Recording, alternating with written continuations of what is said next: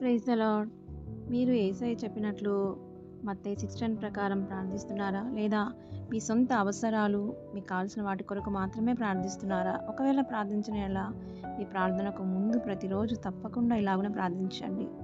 పరలోకమందున్న మా తండ్రి, నీ నామం పరిశుద్ధపరచబడునుగాక, నీ రాజ్యము వచ్చునుగాక, నీ చిత్తం పరలోకమందు నెరవేరుచున్నట్లు భూమి యందును నెరవేరునుగాక. మా అనుదిన ఆహారం నేడు మాకు అనుగ్రహించుము. మా రుణస్థులను మేము క్షమించిన ప్రకారం మా రుణములను క్షమించుము.